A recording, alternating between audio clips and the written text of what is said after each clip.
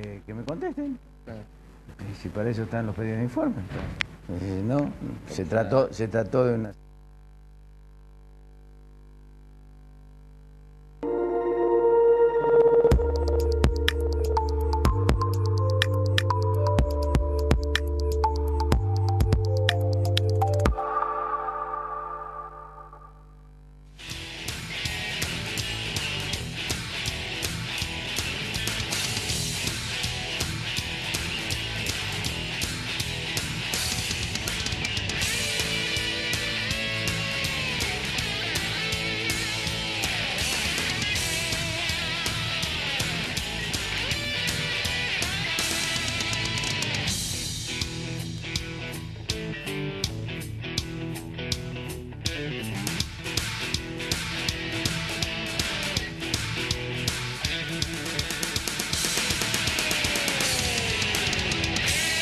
¿Qué tal? ¿Cómo le va? Muy buenas noches. Bienvenidos a esta edición de Objetivos por Canal C de Cablevisión, como es habitual, los sábados a las 20:30 horas y la reiteración los lunes a las 13 horas. Una semana que transcurrió entre la controversia de los empresarios en idea con el gobierno nacional sobre el agotamiento del modelo kirchnerista y la respuesta del gobierno, en particular por parte del jefe de gabinete, Jorge Capitanich.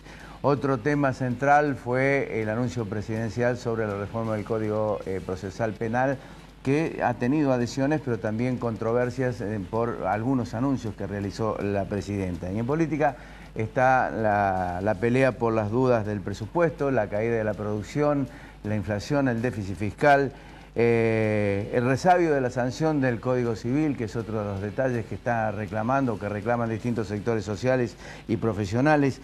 Reitero el anuncio de la reforma del Código del Proceso Procesal Penal y los desafíos permanentes en medio de chicanas entre el oficialismo y la oposición sobre un debate de propuestas concretas que no llega, en fin, no se da en los términos reales, y las propuestas son escasas, pocas, y hay, yo diría, una falta de espíritu por parte de la oposición en lograr de alguna manera unificar alguna idea concreta para transportar o al menos tirarle a la sociedad una idea sobre la propuesta para los próximos 4 años después del año 2015.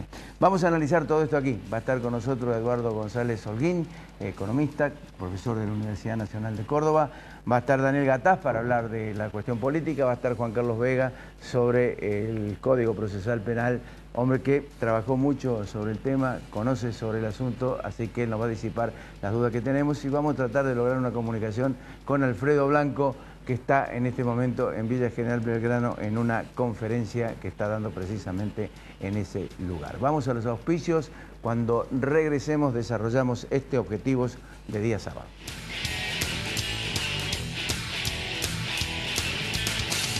Marco Aurelio Sosa, Fabicur, ICSA, Centro Robles, Cotreco, Consejo Profesional de Ciencias Económicas, Instituto San Agustín, IMIX, CIAFA, Santander Río.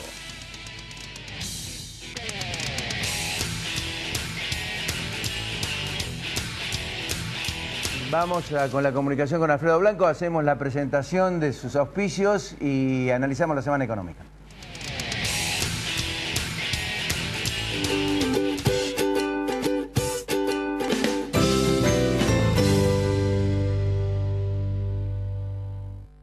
Colector, junto a Rentas, trabajando por el futuro de los cordobeses. La calidad, nuestra pasión. La satisfacción del cliente, nuestra obsesión. En Fabicur ICSA hacemos la vida más segura. www.fabicur.com.ar.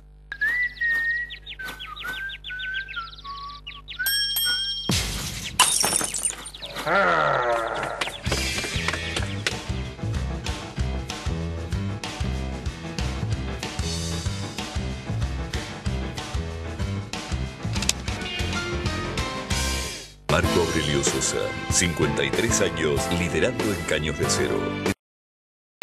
www.marcoaureliososa.com.ar. Urbantec, la línea de ventanas más completa de alta prestación.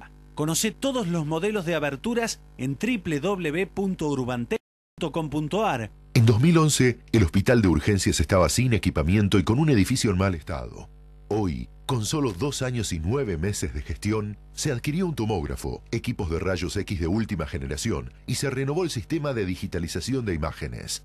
Yo sé que no es fácil, que no hay soluciones mágicas y que no está todo bien. Pero vos y yo sabemos que tampoco está todo mal. Hay cosas en las que estamos mejor. Y con la ciudad que recibimos y en el país en el que vivimos, mejor no es poco.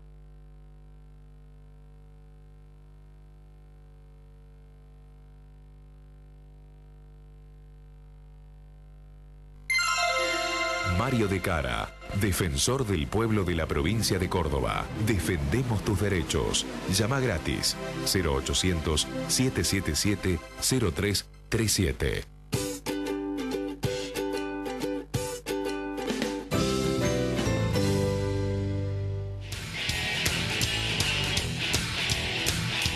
Bien, vamos a ver si tenemos la comunicación con Alfredo. Alfredo, ¿me escuchás?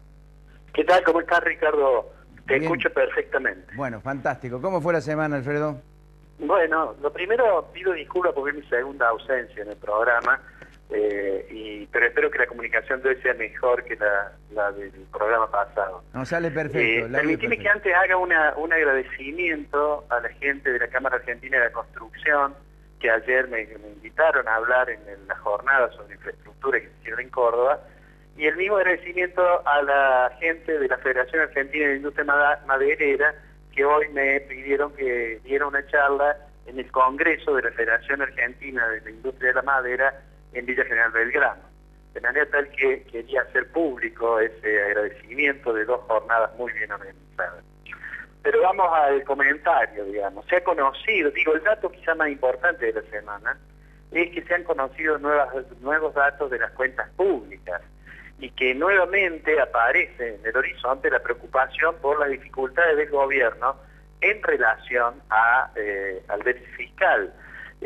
Da la impresión de que la posibilidad de mejorar el frente fiscal todavía está muy distante y es un elemento más que se agrega a la compleja coyuntura con la cual tiene que lidiar cotidianamente los agentes económicos y por supuesto también el gobierno.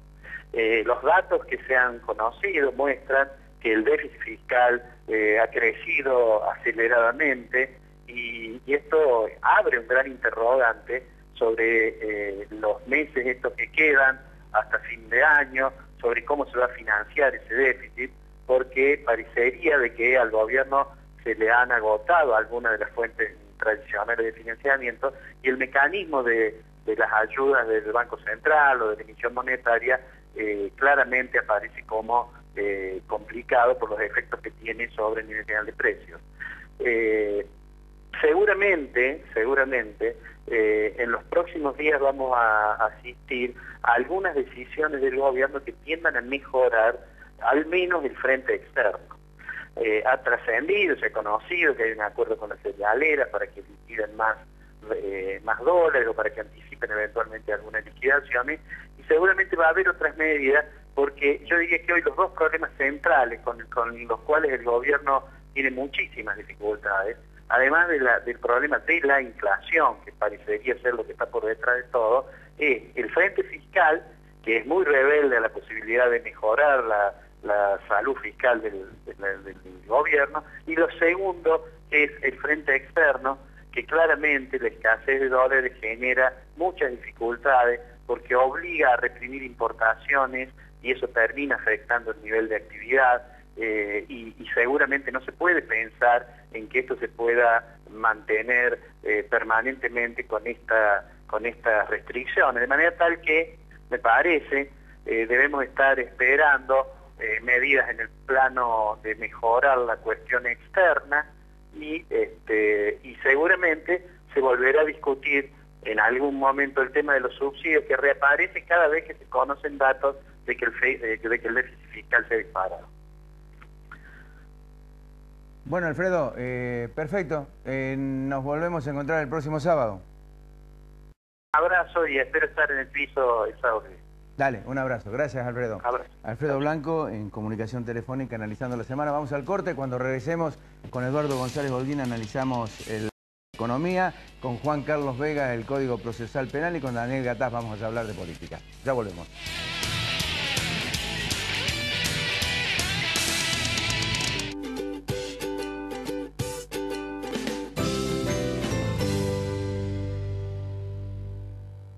Si usted es un profesional en ciencias económicas, aunque trabaje en relación de dependencia, debe matricularse en el Consejo de Ciencias Económicas. Marco Aurelio Sosa, 53 años liderando en Caños de Acero. www.marcoaureliososa.com.ar. La calidad, nuestra pasión. La satisfacción del cliente, nuestra obsesión. En Fabicur Ixa hacemos la vida más segura. www.fabicur.com.ar. Instituto San Agustín. Atención especializada con sistema de autorización y provisión de medicamentos oncológicos. Confiabilidad y seguridad. Certificación en normas ISO 9001. IMIX. Sistema de autorización y provisión de medicamentos oncológicos. Confiabilidad y seguridad. Certificación en normas ISO 9001. La educación es el eje principal de las acciones de responsabilidad social corporativa de Santander Río. A través de su programa Universidades, el banco apoya la educación superior pública y privada.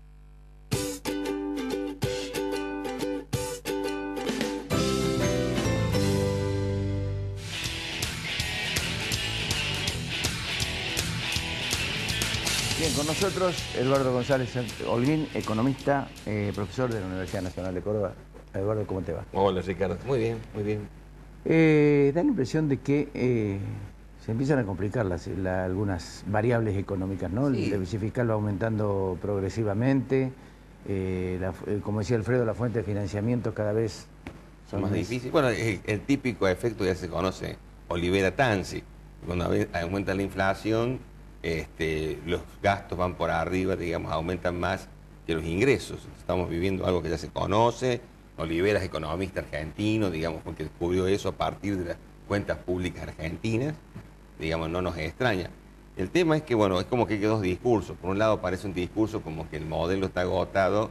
Bueno, este es el discurso de idea. Claro, y yo sostengo, bueno, que no es que el modelo esté agotado, lo que están agotados es el paquete de medidas que intentó en su momento llevar adelante el modelo. Entonces, ese paquete de medidas dio un resultado determinado, cambió la realidad, y bueno, era necesario comenzar a cambiarlo.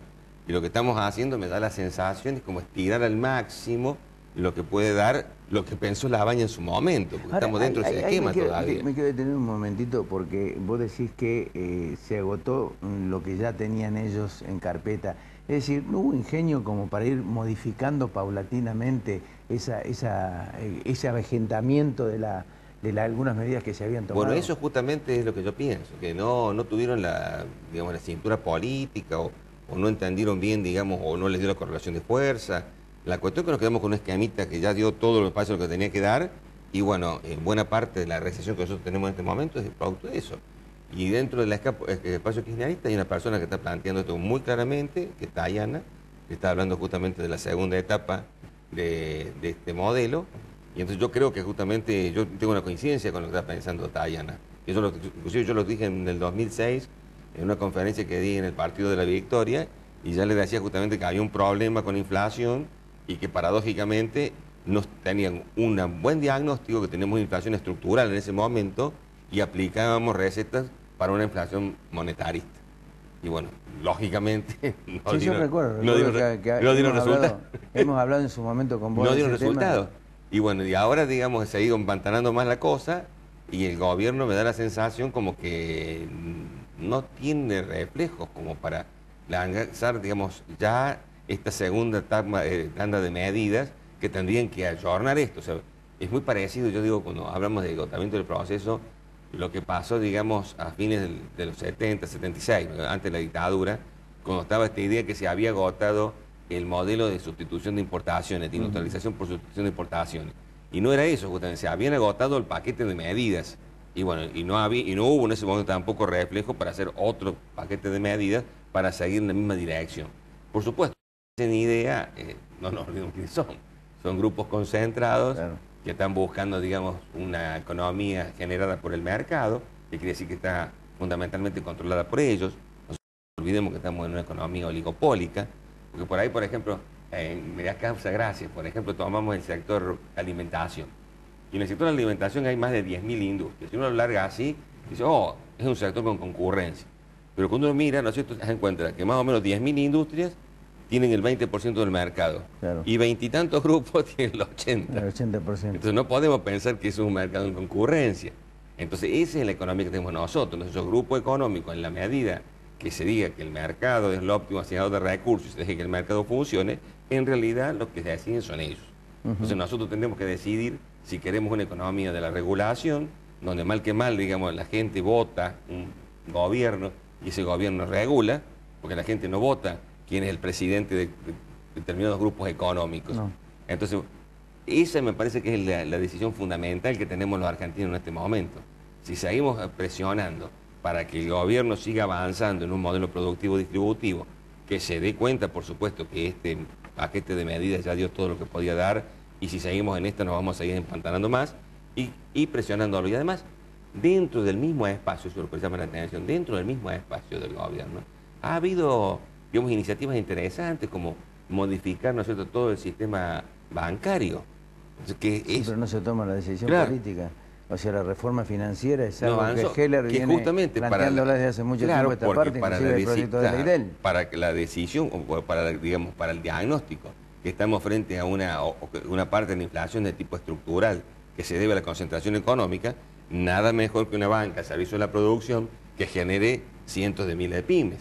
Pero bueno, tenés que cambiar la banca, porque además a veces no es un problema de perversidad Es uno, de la uno de banca. los sectores que más rentabilidad ha tenido. Claro, ¿no? claro. 50 y pico No, por es ciento el que más del tuvo. promedio. O sea, sin lugar a dudas, cuando uno mira cómo ha crecido, digamos, el PBI sectorial desde el 2003 hasta ahora, por lejos, ¿no es cierto?, el que más creció es servicios financieros. ¿Qué crees que va a pasar con el dólar y las importaciones? La sensación que tengo es que el gobierno va a llegar a un acuerdo con las cerealeras. O sea, las cerealeras se estiman, se sabe bien, tienen unos 7.500 millones de dólares que están, digamos, en disposición de ser vendidos. Si eso ocurre, digamos, de acá hasta fin de año llegamos bien. Si a eso se suma otra negociación que tiene el gobierno de lanzar un dólar, digamos, un bono dolarizado, o sea, es en pesos, pero que va a seguir la evolución del dólar oficial, que parece que es más o menos atractivo. Estaría cerrando también el tema de las cuentas públicas de acá hasta fin de año. Y ha aparecido, digamos, dentro de los corrillos del gobierno, una disquisición un poquito más fina que distinguen entre lo que son holdouts en general y fondos Los buitres. fondos buitres. Entonces, con los holdouts, digamos, se va a tratar de llegar a un acuerdo. A los fondos buitres, como se decía, digamos, en los 70, ni justicia, ¿no es cierto? Entonces va a haber, digamos, Hay otro que no hecho- está mal, digamos, dividir No, ese no. frente. Hay otro hecho puntual, o sea, que el conflicto con las automotrices, que de alguna manera están, o todo el mundo está mirando a qué es lo que va a suceder el domingo en Brasil. Aparentemente no va a suceder nada. Las encuestas siguen dando Ha que mejorado Dilma Dilma bastante, va a sí. ganar. Pero evidentemente si Neves se diera vuelta de alguna forma la elección, complicaría la situación Y argentina. si Neves ya ha sido muy Porque- claro, o sea, la relación privilegiada que tiene Brasil con Argentina, Neves ya ha dicho que la va a corregir. O sea, para nosotros sería una muy mala noticia que gane Neves. Digo, ¿vos crees que el gobierno tiene todavía el timing necesario como para poder llegar al 2015 sin problemas? Sin llegar a lo que evidentemente trata de eludir, que es un ajuste. A pesar de que la devaluación significó en Un enero ajuste en su un momento. ajuste en su momento y que la inflación va produciendo ajustes Sí. por Sí, sí, la permanente, misma permanente, inflación. sí, sí. Es O un sea, acá no van a microajuste aumentar diario. impuestos, por Sí. ejemplo, pero van a reactualizar los valores de las propiedades de acuerdo al proceso inflacionario. Los autos tendrán de acuerdo al Claro. valor que tienen y los impuestos. Van creciendo. Lo que uno ve, digamos, que están abriendo negociaciones. O sea, esto, digamos, estamos hablando justamente con las cerealeras, el bono dolarizado. Son medidas que dentro de este esquema que estamos diciendo nosotros, como que están estirando este esquema. Lo que uno no ve es que el gobierno esté dispuesto a cambiar. Claro. Yo resaltaba eso, que hay un hombre como Tajana que está dentro de ese espacio, que tiene otras ideas, pero que las plantean claramente para el próximo gobierno y no para este. Lo que sí uno también advierte que la iniciativa la sigue teniendo el gobierno. O sea, toda la iniciativa la sigue teniendo el gobierno, y del otro lado de la oposición es una posición muy dispersa, que no alcanza, digamos, a expresar ideas medianamente coherentes, porque no basta simplemente, como dicen acá en el coloquio de ideas, hay que permitir un juego mayor del mercado. Eso y decir nada es más o menos lo mismo. Entonces hay también como una especie de confusión muy grande del otro lado, y también veamos que la oposición es bastante variopinta, porque yo no lo veo, digamos, acordando a un Pino Solanas con un Macri. Claro. Entonces por ahí se suma esto y dice, no, eso es el agua con el aceite. Entonces en esa contradicción que tiene la oposición, en ese no poner de acuerdo, en esa falta de ideas, en general lo que uno está viendo es que el gobierno, bueno, va con su iniciativa política, que es muy fuerte, digamos, sigue, digamos, zafando. El otro problema son las provincias. Las provincias están sintiendo justamente todo este problema, porque la caída, digamos, en términos reales de la recaudación lleva a que las provincias también tengan el efecto que decíamos recién con Libera Tansi, y se vaya, digamos... Porque hasta ahora se venían sosteniendo con un buen porcentaje de incremento de los ingresos brutos a través del consumo. El consumo se ha ralentizado, ha caído mucho, sí. Y bueno, y eso evidentemente conspira contra las posibilidades del gobierno. Es otro problema que tienen las provincias. Las provincias también, yo siempre he dicho, las provincias en un país federal, en donde generalmente se le achaca mucho al gobierno nacional de que no aporta al federalismo, pero también las provincias tienen, digamos, una muestra de muy escasas ideas. Entonces, acá, por ejemplo, brilla por su ausencia totalmente lo que podrían ser programas de desarrollo regional. Yo siempre a veces los cargos, los economistas, los colegas, nosotros tenemos una materia específica que se llama desarrollo regional. Y bueno, esos planes no aparecen, si uno mira institucionalmente, las provincias tienen instrumentos fiscales, crediticios, como para empezar a elaborar planes de desarrollo regional. Y entonces, con planes de desarrollo regional, vos vas activando la economía y vas justamente morigerando la situación. Pero es como que todo el peso de la política de desarrollo, de la política de transformación, tiene que venir de la nación, y las provincias no piensan en nada. Para la industria el dólar dejó de ser competitivo. ¿Qué va a ser? Y va a ser bastante difícil eso. O sea, lo que uno espera, digamos, lo que se ve, es que vamos a seguir con este sistema de microdevaluaciones, que seguramente no la van a acelerar hasta que termine el periodo para no mostrar debilidad política, y con eso, bueno, vamos a seguir tratando de exportar lo poco que se puede. Entonces no nos olvidemos que el sector industrial en general es el que genera el mayor déficit. Generalmente siempre se ponen todo lo que es la parte energética con mayor déficit, que son 12.000 millones de dólares, pero lo que son digamos, el comercio internacional de las manufacturas de origen industrial están en 20.000 millones. Y ahí tenemos un porcentaje muy grande que son todas las importaciones invisibles, que son los royalties, los derechos, el know-how.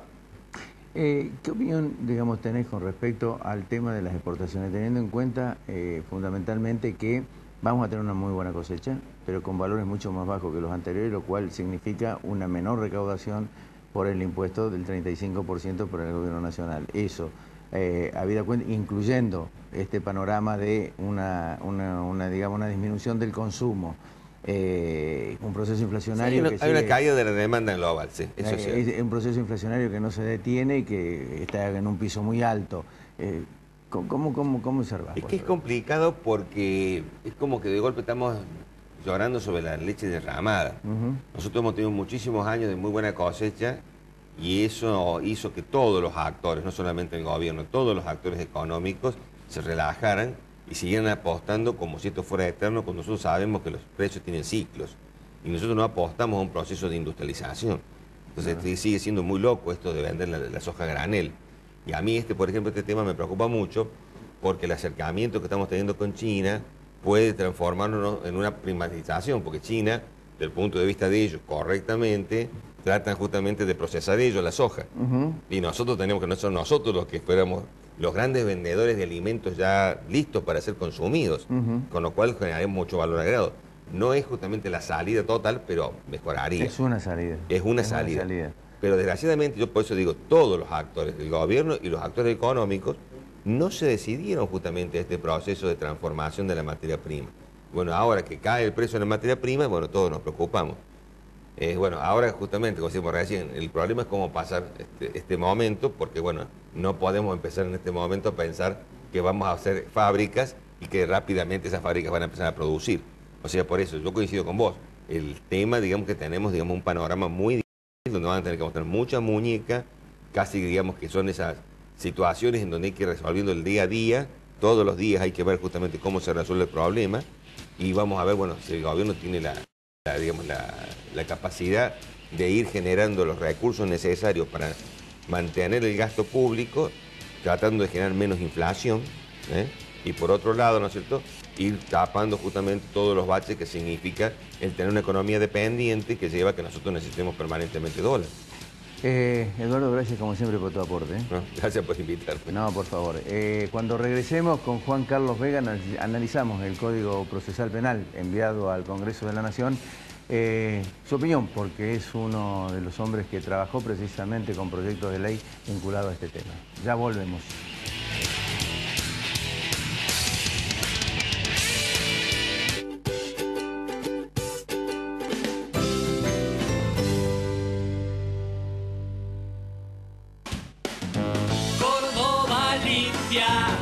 Limpia Cotreco. Córdoba limpia. Limpia Cotreco. CIAFA, Sistema de Autorización y Provisión de Medicamentos Oncológicos. Confiabilidad y seguridad. Certificación en normas ISO 9001.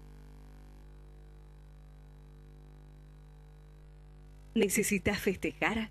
Pensá en el Arrabal. Belgrano 899. Reservas 460-2990.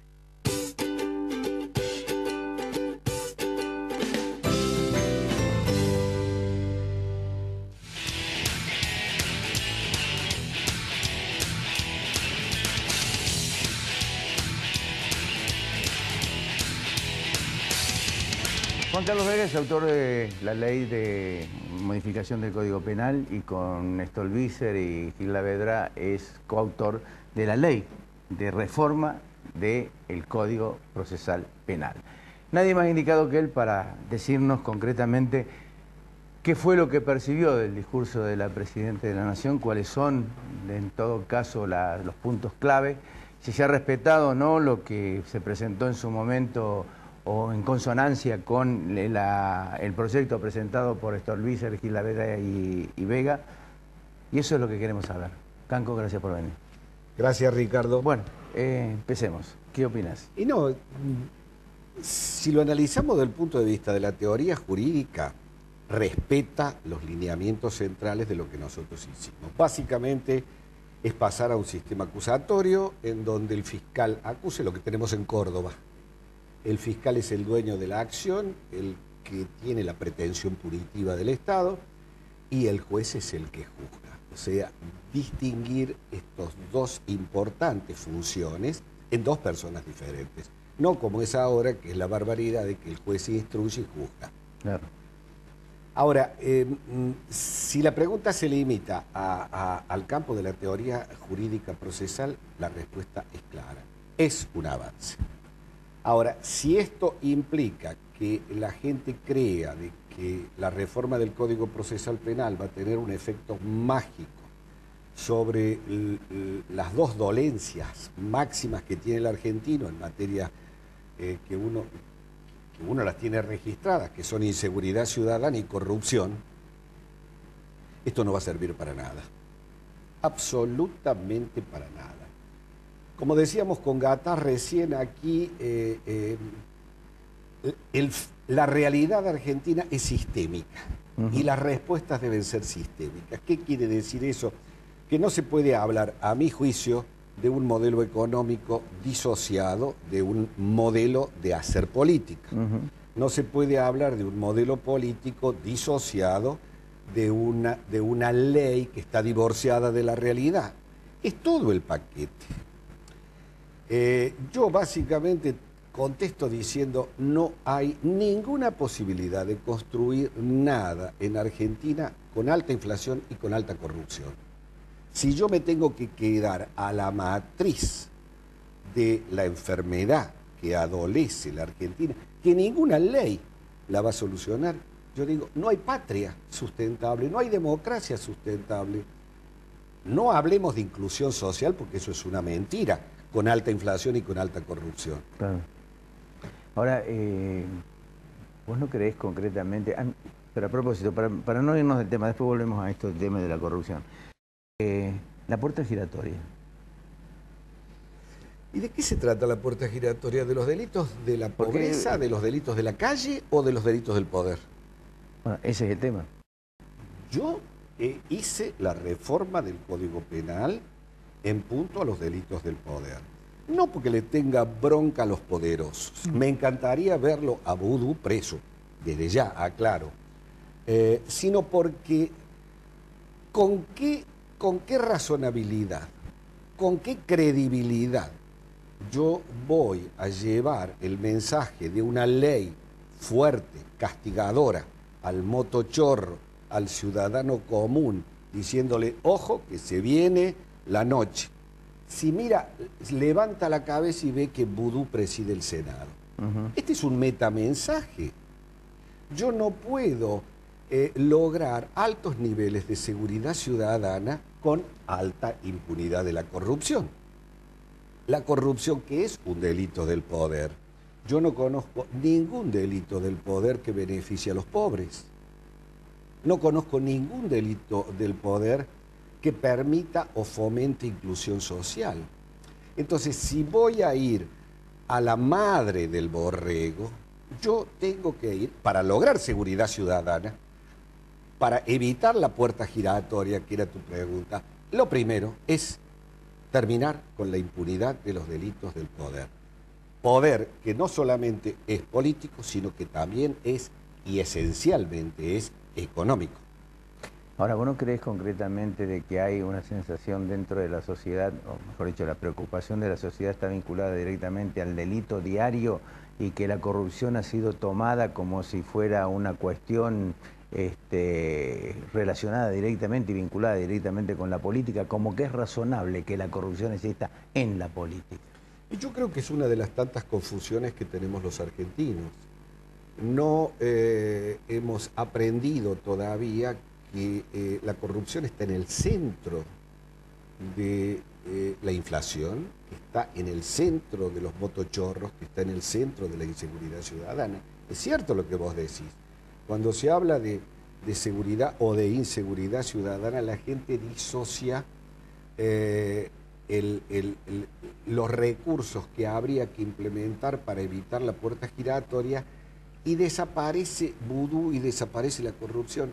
Bueno, yo creo que es uno de los grandes problemas que tenemos los argentinos. Claro, porque la sociedad que hace no vincula el dinero de la corrupción como el factor importante o emergente principal para tratar de reducir los conflictos que origina precisamente el delito. O sea, el impacto que tiene socioeconómico precisamente en función de lo que el modelo de inclusión mal interpretado, que origina pobreza, origina indigencia, ¿no es cierto? Esa relación del dinero de la corrupción con eso... Por supuesto. No... Pero básicamente, en Argentina se da un fenómeno, esto hablo con bastante autoridad porque yo soy el autor de la ley de reforma del Código Penal en punto a los delitos del poder. El argentino está divorciado de la ley. La sociedad argentina descree en la ley. Sí. Y yo diría que... ¿Pero eso te hacía la pregunta de la puerta giratoria? Ahí se trata de restablecer confianza. Es lo mismo que los modelos económicos que nos van a sacar de la alta inflación. Si no restablecemos confianza, ningún instrumento económico va a servir. Bueno, el argentino está divorciado de la ley. Está bien, yo quiero recordarte que no hay confianza social en la ley, ni menos en la justicia. Ahí es donde quería llegar. ¿Quién interpreta la ley? Los jueces. Si los jueces de alguna manera tienen vínculos con el poder político y hoy vos te enterás que hay 40 y pico de fiscales que adhieren a la justicia legítima, que son los que van a integrar las nuevas cámaras, es decir, vos estás preparando de alguna manera un patrón judicial que responda al poder político para amparar las barbaridades que comete precisamente el poder político. En realidad yo creo que el divorcio entre el argentino y la ley y entre el argentino y la justicia viene de hace mucho tiempo. Vos te acordás que en el año 94 la Asociación de Magistrados que presidía nuestro amigo Vélez hizo una encuesta. Sí, recuerdo. que la llevó a una socióloga muy interesante que era la Bergoglio. Me acuerdo porque tiene el mismo apellido del Papa. Y sobre un muestreo de 1000 casos, se llegó a la conclusión brutal de que casi el 90% tenía escasa, baja o nula confianza en la justicia. Entonces, si ahora le agregás en Argentina lo que la gente ve, Jaime, si le agregás Vudú, si le agregás Lázaro Báez, si le agregás... Entonces vos decís, ¿qué reforma del Código Procesal Penal, qué reforma del Código Penal va a ser creíble por la sociedad como un instrumento de construcción de paz social? Porque de eso se trata. Si yo lo sigo teniendo a Vudú, lo coloco a Vudú como el ejemplo, yo no lo conozco, es el ejemplo simbólico porque es un vicepresidente.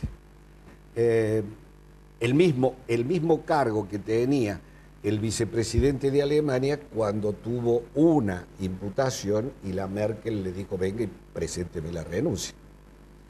Entonces, yo creo que por ahí pasa, restablecer confianza. Si viene la presidenta, yo la escuché atentamente y me cuenta todo lo que me dijo, que yo coincido a nivel teórico. Hay que cambiar este sistema absolutamente anquilosado por un régimen acusatorio. Pero la presidenta, yo le voy a creer si al lado de este hermoso proyecto me trae la renuncia de Vudú aceptada por ella. Ahí voy a empezar a creerle.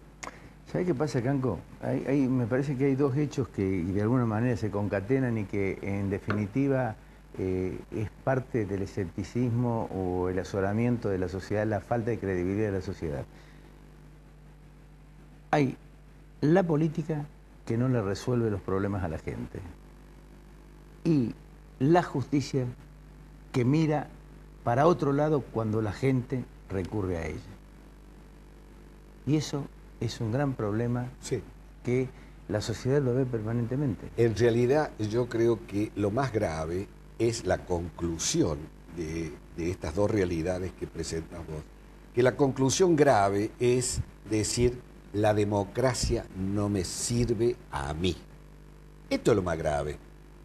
Entonces, aquellos que estamos comprometidos con la democracia, tenemos que lograr, por lo pronto, ser feroces autocríticos. Yo creo que la democracia argentina está en deuda con la sociedad. Hace 30 años que vivimos el mejor sistema político que hay en el mundo y cada 10 años caemos en default. Esto de por sí este es un hecho gravísimo. Más allá de si es un default selectivo o no, si la culpa la tiene Griesa o no, yo lo único que sé es que en el 87 caímos en default, que en el 2001 tuvimos el default de deuda soberana más grande de la historia del siglo XX, y resulta de que ahora, 12 años después, estamos en lo mismo. ¿Qué pasa? ¿Este es un problema económico? No. ¿Este es un problema financiero? No. Este es un problema cultural y político. Ético. Sobre todo de falta de respeto a la ley. Ético y moral. ¿Vos aconsejarías aprobar el nuevo Código Procesal Penal? No sé, vos sabés, no sé, porque están los dos, no sé qué haría si yo fuese diputado. Porque están como el dilema, por un lado que la teoría te dice sí, esto es bueno, y por el otro lado el hecho de que le estoy dando un espacio de poder al Poder Ejecutivo para que me designe 47, 87 fiscales. No sé qué prevalecería, tendría que pensarlo. Canco, te agradezco mucho. Gracias por la gentileza que has tenido. Gracias, Ricardo. Cuando regresemos con Daniel Gataz, analizamos lo que está ocurriendo en la política argentina. Ya volvemos.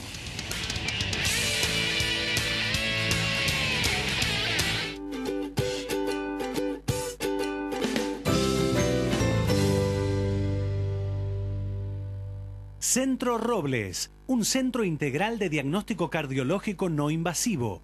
Larrañaga 94, segundo piso, 0351-460-1400 o 460-1700.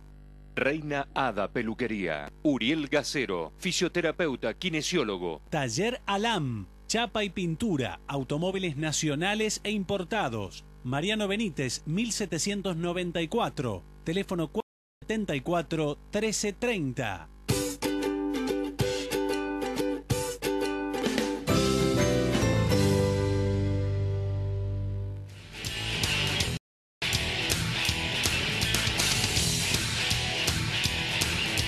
Daniel Gataz, politólogo, con él estamos para dialogar sobre la política argentina. Daniel, gracias por venir. No, muchas gracias a vos, Ricardo, por invitarme. Bueno, a ver, tenemos un gobierno que tiene un núcleo duro de 30-32% de aceptación y tenemos una oposición que representa el 60% restante, pero dispersa total y absolutamente, y a la cual me parece, no sé si vas a coincidir, hasta este momento no se le cae una sola idea para contrarrestar al gobierno nacional.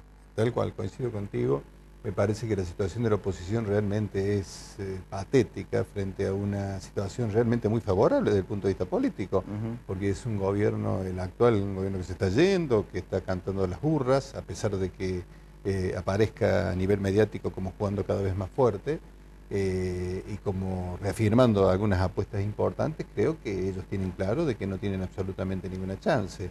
Pero a nivel nacional el panorama es sumamente complejo. Incluso te diría, si uno pudiera hacer una metáfora con un juego de ajedrez, hay una serie de jugadores, algunos con movimientos muy bruscos, creo yo, como Macri, que inicialmente quería cooptar al radicalismo, como Massa, que me parece que es un poco más inteligente, porque como Massa tiene su fuerte en el cono urbano bonaerense, y no tiene estructura en el resto del país, ha tratado de hacer algunos acuerdos y le ha quitado quizás la posibilidad a Mauricio Macri de conseguir algunos acuerdos con los radicales. Para decírtelo en términos políticos, lo primero, ¿no? a Mauricio Macri. Otros en este juego de ajedrez que no juegan, el caso de Scioli, que no se animan a mover las piezas porque no saben exactamente bien qué jugada hacer. Y un gobierno nacional que realmente es una preocupación para todos porque da la sensación que ha sentido que está perdiendo el juego y quiere patear el tablero. De todas formas, aún considerando este análisis tuyo, insisto, ellos siguen teniendo, o el gobierno nacional tiene un 32% de núcleo duro. El problema es que del lado de la oposición no hay un continente ideológico de alguna manera que se oponga a ese proceso de progresismo, supuesto progresismo, como quieras llamarlo, que no sea y que no muestre cartas sobre qué es lo que va a hacer, sobre lo que eventualmente pueda dejar este gobierno en caso de ganar una elección. Así es. Es realmente tan grave la situación, Ricardo, que nosotros hablamos mucho, incluso en algunos círculos académicos, de la necesidad de que haya un gobierno de unidad nacional. Y cuando uno piensa en un gobierno de unidad nacional, tiene que pensar en una actitud absolutamente generosa de un montón de espacios, ¿no? Y me parece que la Argentina no está acostumbrada, y esto me parece que tiene una incidencia fundamental en el comportamiento de la oposición, a tener políticas prospectivas. Fíjate vos que la prospectiva, yo siempre me gusta remarcarlo, ¿no? Porque es prácticamente casi una ciencia nueva, ¿no? Y mirada y fundamentalmente basada en el pensamiento de peruanos, ¿no? De gente que está trabajando allá con esta idea. Y es nada más y nada menos que pensar en un país de 50 años para adelante. No importa si vos y yo vamos a estar. Claro. Importa el compromiso intergeneracional. Y en la Argentina esta visión prospectiva de poner 4 o 5 temas, de ver cómo resolvemos, por ejemplo, 2 o 3 temas importantísimos, ¿no? Como es el caso, por ejemplo, digamos, yendo al tema eminentemente económico, cómo salimos del cepo cambiario, cómo resolvemos el problema de las retenciones, digamos, 4 o 5 trazos importantes, claro, y no son capaces de ponerse de acuerdo. Coincido con vos en ese sentido. ¿Por qué? Porque yo he venido afirmando mucho en estos últimos tiempos de que reunirse un grupo de distintos dirigentes para ganar una elección y tomar el poder por asalto, para desalojar a quien está en este momento sin un plan, una planificación de 4, 5, 6, 7 ideas concretas que acuerden precisamente ese grupo o esa alianza, me parece que va a haber fracaso rotundo, porque al día siguiente se van a encontrar, de gobernar, se van a encontrar con un gran embrollo que no van a saber resolver y cada uno va a querer patear la pelota para el arco de ellos. Fíjate que en el año 1983, cuando estaba terminando el gobierno militar, no sé si vos recordás que hubo una multipartidaria, de un conjunto de partidos. Ya en ese momento había mucho más generosidad, ¿no? Pensando en algunos trazos importantes, y la conformaban dirigentes notables. Pero esto que está pasando es lo que le pasa a UNEN, digamos, como para poner un ejemplo, ¿no? Que realmente tiene gente valiosa, porque tienen gente muy valiosa dentro de UNEN, pero es una cosa tremenda, particularmente el caso de Lilita Carrió, a quien yo respeto mucho, creo que es una mujer muy inteligente, pero que tiene serias dificultades para convivir con los sectores, ¿no? Con una idea diferente, y obviamente hoy Y yo creo que el radicalismo, que es un poco la columna central de UNEN, está buscando otro camino, ¿no? Por lo menos esta es la sensación que uno tiene viéndolo de afuera, ¿no? Porque ve que esto no tiene solución, ¿no? ¿Vos crees que las alianzas, o por lo menos de lo que se está hablando, la construcción tiene que ser sobre la base ideológica o sobre, digamos, la base de un proyecto de país diferente? No, sobre un proyecto de país diferente. Me parece que el tema ideológico hoy, si bien es importante, a mí me gusta defender las ideologías. Digo que las ideologías en alguna época marcaron determinados, te ubicaban a vos en un determinado lugar y que no era malo, ¿no? Pero me parece que hoy tiene que haber una idea de un país distinto. Vos sabés que yo seguía el comentario, lo seguía Eduardo González Holguín cuando iba planteando las distintas variables económicas que pueden darse, y pensaba en lo siguiente, que ya lo hemos charlado en algún momento con Alfredo y tal vez lo hemos comentado con vos, pero vale la pena reiterarlo. Es decir, este gobierno va a tratar de llegar con tal cual como está, con esta línea ideológica hasta el 2015, tratando de evitar ajustes pronunciados y profundos que castiguen demasiado a la sociedad. Como llegue. Ahora, quien venga se va a encontrar con un tremendo problema en la mano que va a evidenciar la continuidad de lo que hay, con las consecuencias que derivarán de todo eso, como pasó en algún determinado momento con la alianza, con la bomba que le dejó Menem, o de lo contrario, una política de ajuste que va a favorecer precisamente al continente kirchnerista, porque se va con un concepto de progresismo y el neoliberalismo del ajuste va a quedar en manos de quien gane. Está planteado en esos términos, lamentablemente, pero yo creo que desde un punto de vista, insisto, de la generosidad y desde un punto de vista práctico, el que debería tomar las medidas duras y pagar el costo político es el gobierno actual. No le puede transferir al próximo gobierno semejantes problemas. A pesar de que el próximo gobierno va a tener una luna de miel de 6 meses, vos sabés que esto desgasta de manera muy significativa.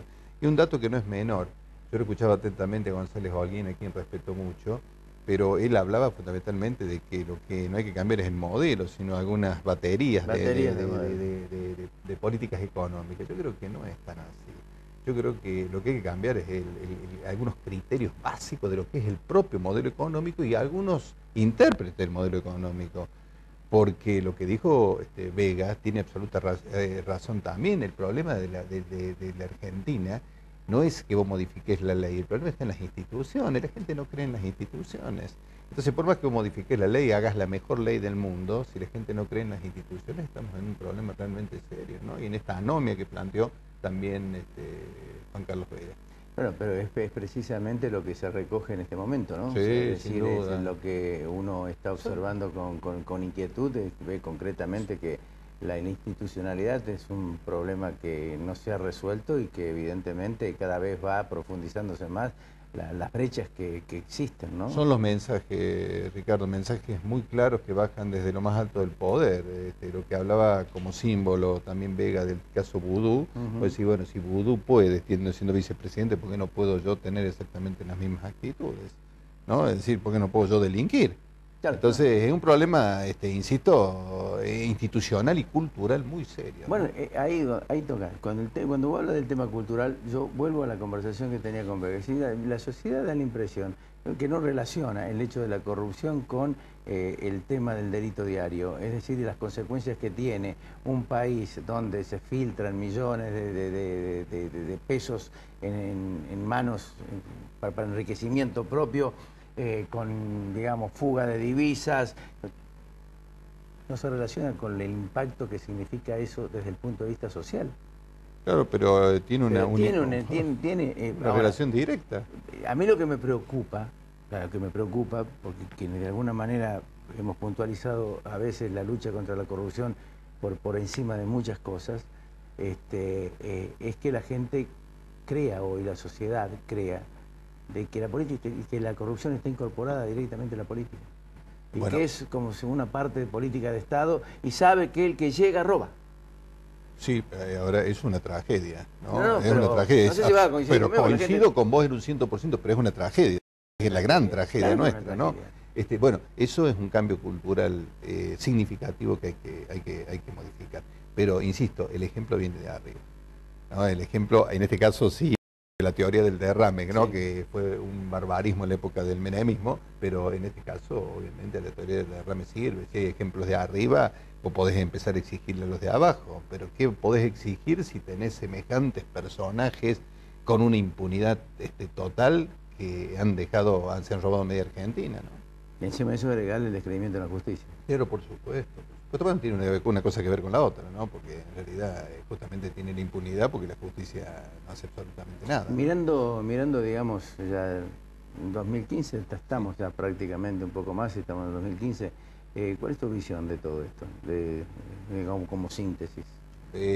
¿Vos te referís fundamentalmente desde el punto de vista electoral? Electoral, sí. Yo creo que desde el punto de vista electoral me da la sensación hoy, creo que Massa tiene grandes posibilidades de ser electo el año que viene como una figura nueva, a pesar del enorme parafernalia de agravio que recibe por parte del kirchnerismo, ¿no?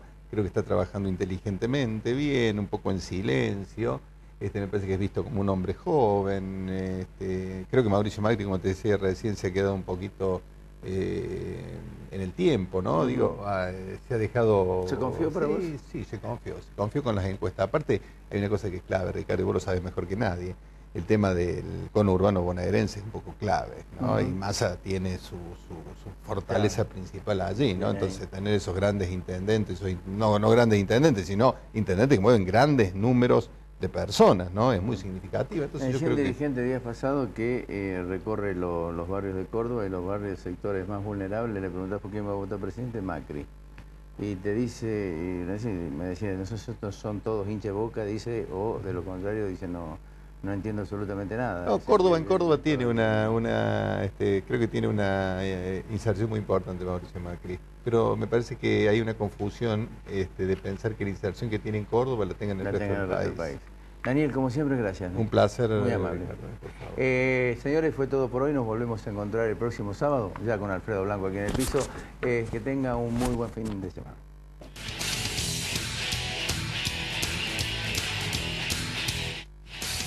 Marco Aurelio Sosa, Fabicur, ICSA, Centro Robles, Cotreco, Consejo Profesional de Ciencias Económicas, Instituto San Agustín, IMIX, CIAFA, Santander Río.